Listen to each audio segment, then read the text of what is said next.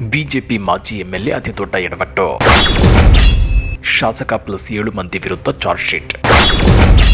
ಕಾಂಗ್ರೆಸ್ ಕೈಗೆ ಸಿಕ್ಕಿ ಬಿಟ್ಟು ಮತ್ತೊಂದು ಬ್ರಹ್ಮಾಸ್ತ್ರ.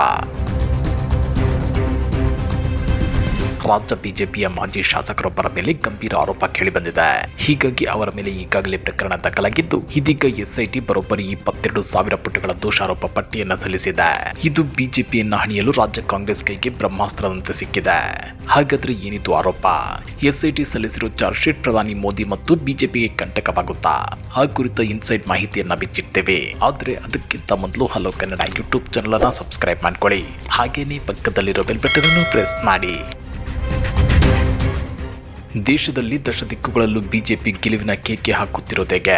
ಅದೇಗೆ ಸಾಲು ಸಾಲು ರಾಜ್ಯಗಳನ್ನು ಬಿಜೆಪಿ ತನ್ನ ತೆಕ್ಕೆಗೆ ತಗೊಂತಿದೆ ಅನ್ನೋ ಡೌಟು ಕಾಂಗ್ರೆಸ್ ಸೇರಿದಂತೆ ಬಿಜೆಪಿಯೇತರ ಪಕ್ಷಗಳನ್ನ ಇನ್ನಿಲ್ಲದಂತೆ ಕಾಡ್ತಿದೆ. ಜೊತೆಗೆ ಮೋದಿ ಕೇಂದ್ರದಲ್ಲಿ ಪ್ರಧಾನಿಯಾಗಿ 11 ವರ್ಷಗಳು ಉರುಳಿದ್ರು ಮೋದಿ ಸರ್ಕಾರದ ವಿರುದ್ಧ ಗಂಭೀರ ಆರೋಪಗಳಕ್ಕೆ ಕೇಳಿ ಬರುತ್ತಿಲ್ಲ. ಮೋದಿ ಸರ್ಕಾರದಲ್ಲಿ ಎಳ್ಳಷ್ಟು ಭ್ರಷ್ಟಾಚಾರ ನಡೆದಿಲ್ವಾ? ಇಲ್ಲ ಮಾಧ್ಯಮಗಳು ಮೋದಿ ಸರ್ಕಾರದ ಭ್ರಷ್ಟಾಚಾರ ಮತ್ತು ತಪ್ಪುಗಳನ್ನ ಮುಚ್ಚಿ ಹಾಕುತ್ತಿವೆಯಾ ಅನ್ನೋ ಅನುಮಾನಗಳು ಇವೆ. ಪರಿಸ್ಥಿತಿ ಹೀಗಿರುವಾಗಲೇ ಕಳೆದ ಸೆಪ್ಟೆಂಬರ್ 18ರಂದು ರಾಹುಲ್ ಗಾಂಧಿ ದಿಲ್ಲಿಯಲ್ಲಿ ಪ್ರೆಸ್ ಮೀಟ್ ಮಾಡಿ ಬಿಜೆಪಿ ವಿರುದ್ಧ ಮತಗಳ್ಳತನದ ಗಂಭೀರ ಆರೋಪ ಮಾಡಿದ್ರು. ಕರ್ನಾಟಕದ ಆಳಂದ ವಿಧಾನಸಭಾ ಕ್ಷೇತ್ರದಲ್ಲಿ ಒಟ್ಟು 6,018 ಮತಗಳನ್ನು ಕಳ್ಳತನ ಮಾಡಲಾಗಿದೆ ಅಂತ ರಾಹುಲ್ ಗಾಂಧಿ ಗಂಭೀರ ಆರೋಪ ಮಾಡಿದ್ರು. ಜೊತೆಗೆ ಮತದಾರರ ಪಟ್ಟಿಯಿಂದ ಕೈಬಿಡಲಾದ ಮತದಾರರನ್ನ ವೇದಿಕೆ ಮೇಲೆ ಪರಿಚಯಿಸಿದ್ರು. ಮೊದಲು ಗೋದಾಬಾಯಿ ಎಂಬ ಮಹಿಳೆಯ ಹೇಳಿಕೆಯ ವಿಡಿಯೋ ಪ್ರದರ್ಶಿಸಿದ ರಾಹುಲ್ ಗಾಂಧಿ ಆನಂತರ ಮತದಾರರ ಪಟ್ಟಿಯಿಂದ ಕೈಬಿಡಲಾದ ವ್ಯಕ್ತಿ ಮತ್ತು ಓರ್ವ ಯುವತಿಯನ್ನ ನೇರವಾಗಿ ಪರಿಚಯಿಸಿದ್ರು. ವೇದಿಕೆಯಲ್ಲಿ ಮಾತನಾಡಿದ ಆಳಂದ ವ್ಯಕ್ತಿ, ನನ್ನ ಹೆಸರನ್ನ ಮತದಾರರ ಪಟ್ಟಿಯಿಂದ ಕೈಬಿಡಲಾದ ಸಂಗತಿ ನನಗೆ ತಡವಾಗಿ ಗೊತ್ತಾಯಿತು. ಆಮೇಲೆ ಈ ಕುರಿತು ದೂರು ದಾಖಲಿಸಿದ ಬಳಿಕವೂ ಯಾವುದೇ ಕ್ರಮ ಕೈಗೊಳ್ಳಲಿಲ್ಲ ಅಂತ ಆರೋಪಿಸಿದ್ರು. ಕನ್ನಡದಲ್ಲಿ ಮಾತನಾಡಿದ ಆ ವ್ಯಕ್ತಿ ಹೇಳಿದ್ದನ್ನ ಮುಖ್ಯಮಂತ್ರಿ ಸಿದ್ದರಾಮಯ್ಯನವರ ಸಲಹೆಗಾರ BR ಪಾಟೀಲ್ ಅವರು ಹಿಂದಿ ಭಾಷಣಕ್ಕೆ ಭಾಷಾಂತರಿಸಿದ್ರು. ಆ ಬಳಿಕ ಮಾತನಾಡಿದ ರಾಹುಲ್ ಗಾಂಧಿ ಈ ಚುನಾವಣಾ ಅಕ್ರಮಗಳ ವಿರುದ್ಧ ಕಿಡಿಕಾರಿದ್ರು. ಪತ್ರಿಕಾಗೋಷ್ಠಿಯುದ್ದಕ್ಕೂ ಮುಖ್ಯ ಚುನಾವಣಾ ಆಯುಕ್ತ ಜ್ಞಾನೇಶ್ ಕುಮಾರ್ ಅವರ ವಿರುದ್ಧ ಹರಿಹಾಯ್ದ ರಾಹುಲ್ ಗಾಂಧಿ, ಮುಖ್ಯ ಚುನಾವಣಾ ಆಯುಕ್ತರು ಭಾರತದ ಪ್ರಜಾಪ್ರಭುತ್ವ ವ್ಯವಸ್ಥೆಯನ್ನ ಹಾಳು ಮಾಡುತ್ತಿರುವ ಶಕ್ತಿಗಳ ಪರವಾಗಿ ಕೆಲಸ ಮಾಡುತ್ತಿದ್ದಾರೆ ಅಂತ ಗಂಭೀರ ಆರೋಪ ಮಾಡಿದ್ರು. ಕರ್ನಾಟಕದ ವಿವಿಧ ಲೋಕಸಭಾ ಕ್ಷೇತ್ರಗಳಲ್ಲಿ ನಡೆಯುತ್ತಿರುವ ಮತಕಳ್ಳತನದ ಬಗ್ಗೆ ರಾಜ್ಯದ ಸಿಐಡಿ ಒಟ್ಟು 18 ಬಾರಿ ಚುನಾವಣಾ ಆಯೋಗಕ್ಕೆ ದೂರು ನೀಡಿತ್ತು. ಆದರೆ ಚುನಾವಣಾ ಆಯೋಗ ಯಾವುದೇ ಕ್ರಮ ಕೈಗೊಳ್ಳಲಿಲ್ಲ ಅಂತೇಳಿ ರಾಹುಲ್ ಗಾಂಧಿ ಪತ್ರಿಕಾಗೋಷ್ಠಿಯಲ್ಲಿ ತೀವ್ರ ಅಸಮಾಧಾನ ವ್ಯಕ್ತಪಡಿಸಿದ್ರು. ಕರ್ನಾಟಕದ ಸಿಐಡಿ ಮತದಾರರ ಡಿಲೀಟ್ ಪ್ರಕ್ರಿಯೆ ಬಗ್ಗೆ ಮಾಹಿತಿ ನೀಡುವಂತೆ ಕೇಳಿಕೊಂಡ್ರು. ಕೇಂದ್ರ ಚುನಾವಣಾ ಆಯೋಗ ಯಾವುದೇ ಮಾಹಿತಿ ನೀಡುತ್ತಿಲ್ಲ ಅಂತ ಕಾಂಗ್ರೆಸ್ ನಾಯಕ ಗಂಭೀರ ಆರೋಪ ಮಾಡಿದ್ರು. ಆದ್ರೀಗ ಆ ಮತಕಳ್ಳತನ ಪ್ರಕರಣಕ್ಕೆ ಬಿಗ್ ಟ್ವಿಸ್ಟ್ ಸಿಕ್ಕಿದೆ. ಮತಕಳ್ಳತನದ ಆರೋಪ ಅತ್ತ ತಿರುಗಿ ರಾಜ್ಯ ಬಿಜೆಪಿಯ ಮಾಜಿ ಶಾಸಕರೊಬ್ಬರ ಬುಡಕ್ಕೆ ಬಂದಿದೆ. ಹೀಗಾಗಿ ಎಸ್ಐಟಿ ತಂಡ ಬಿಜೆಪಿ ಶಾಸಕ ಸೇರಿ ಒಟ್ಟು 7 ಮಂದಿಯ ವಿರುದ್ಧ ಚಾರ್ಜ್ ಶೀಟ್ ಅನ್ನ ಕೋರ್ಟ್ಗೆ ಸಲ್ಲಿಸಿದೆ. ಕಾಂಗ್ರೆಸ್ ಶಾಸಕ BR ಪಾಟೀಲ್ ಪ್ರತಿನಿಧಿಸುತ್ತಿರುವ ಆಳಂದ ವಿಧಾನಸಭಾ ಕ್ಷೇತ್ರದಲ್ಲಿ 2023ರ ಚುನಾವಣೆಯಲ್ಲಿ ಮತಕಳವು ನಡೆದಿದೆ ಅಂತ ಆರೋಪಿಸಲಾಗಿದೆ. ಈ ಪ್ರಕರಣದಲ್ಲಿ ಬಿಜೆಪಿ ಮಾಜಿ ಶಾಸಕ ಸುಭಾಷ್ ಗುತ್ತೇದಾರ್ ಅವರ ಪಾತ್ರ ಇರೋದು ಸಿಐಡಿ ತನಿಖೆಯಲ್ಲಿ ಸಾಬೀತಾಗಿದೆ ಅಂತ ವರದಿಯಾಗಿದೆ. ತನಿಖೆ ನಡೆಸಿರುವ ಸಿಐಡಿ ಪೊಲೀಸರು ಸುಭಾಷ್ ಗುತ್ತೇದಾರ್, ಅವರ ಪುತ್ರ ಹರ್ಷಾನಂತ ಸೇರಿದಂತೆ ಒಟ್ಟು 7 ಮಂದಿ ವಿರುದ್ಧ ನ್ಯಾಯಾಲಯಕ್ಕೆ ಚಾರ್ಜ್ ಶೀಟ್ ಸಲ್ಲಿಸಿದ್ದಾರೆ. ನಿಮ್ಗೆ ಗೊತ್ತಿರಲಿ, 2023ರ ವಿಧಾನಸಭಾ ಚುನಾವಣೆಯಲ್ಲಿ ಕಲಬುರಗಿ ಜಿಲ್ಲೆಯ ಆಳಂದ ಕ್ಷೇತ್ರದಲ್ಲಿ ಕಾಂಗ್ರೆಸ್ ಅಭ್ಯರ್ಥಿಯಾಗಿದ್ದ BR ಪಾಟೀಲ್ ಅವರನ್ನು ಸೋಲಿಸಲು ಬಿಜೆಪಿ ನಾಯಕರು ಮತಗಳವು ನಡೆಸಲು ಯತ್ನಿಸಿದ್ದ ಸಂದರ್ಭದಲ್ಲಿ ಪ್ರತಿ ಮತದಾರರ ಹೆಸರನ್ನ ಅಳಿಸಿ ಹಾಕಲು ಅರ್ಜಿ ಸಲ್ಲಿಸಿದ್ದವರಿಗೆ 80 ರೂಪಾಯಿ ಹಣ ಪಾವತಿಸಲಾಗಿದೆ ಅಂತಾನು ಆರೋಪಿಸಲಾಗಿತ್ತು.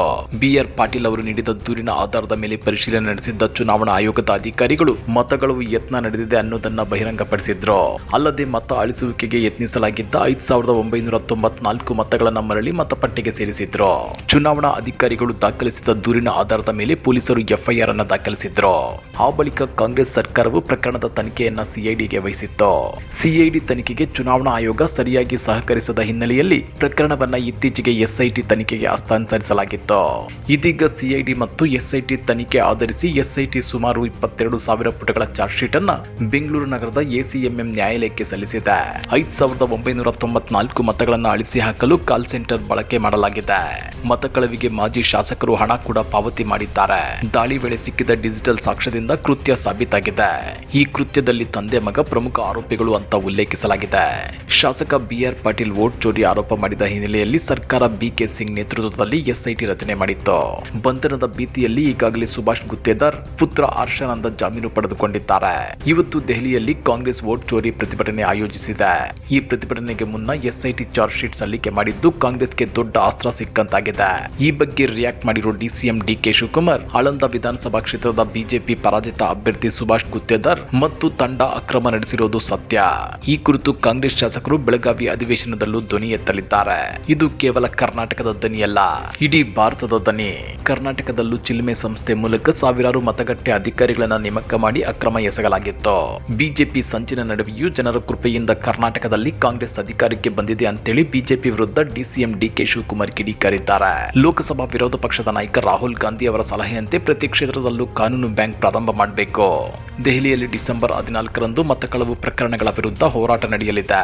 ಪ್ರತಿಭಟನೆಯಲ್ಲಿ ರಾಜ್ಯದ 100ಕ್ಕೂ ಹೆಚ್ಚು ಶಾಸಕರು ಹಾಗೂ ವಿಧಾನ ಪರಿಷತ್ ಸದಸ್ಯರು ಭಾಗವಹಿಸುತ್ತಿದ್ದಾರೆ ಅಂತೇಳಿ ಡಿಸಿಎಂ ಡಿಕೆ ಶಿವಕುಮಾರ್ ಮಾಹಿತಿ ಕೊಟ್ಟಿದ್ದಾರೆ.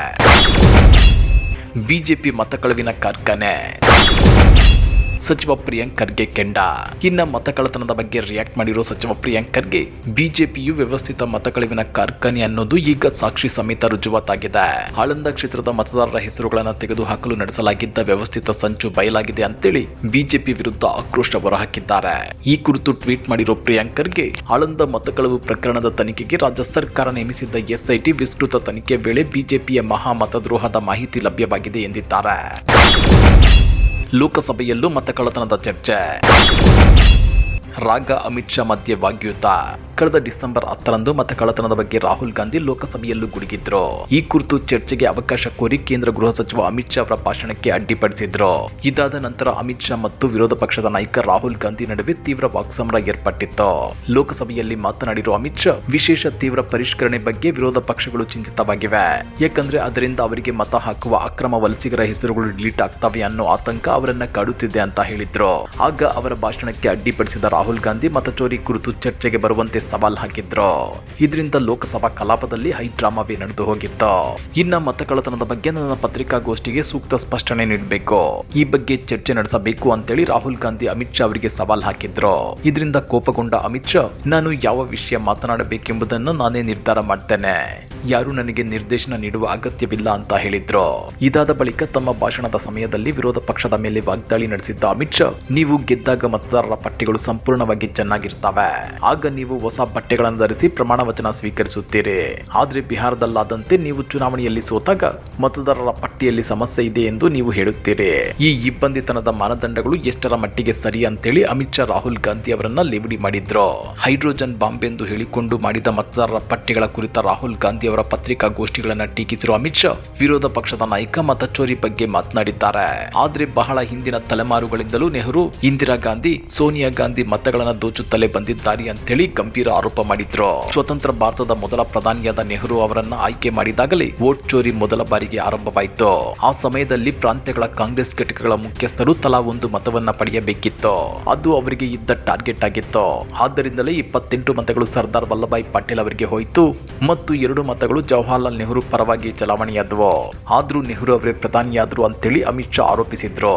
ಈ ಹೇಳಿಕೆಗೆ ಸದನದ ವಿರೋಧ ಪಕ್ಷಗಳಲ್ಲಿ ಕೋಲಾಹಲಕ್ಕೆ ಕಾರಣವಾಯಿತು. ಗೃಹ ಸಚಿವರ ಉತ್ತರಕ್ಕೆ ಅಸಮಾಧಾನಗೊಂಡ ಕಾಂಗ್ರೆಸ್ ಸೇರಿದಂತೆ ವಿಪಕ್ಷಗಳು ಸಭಾತ್ಯಾಗ ಮಾಡಿದ್ವು.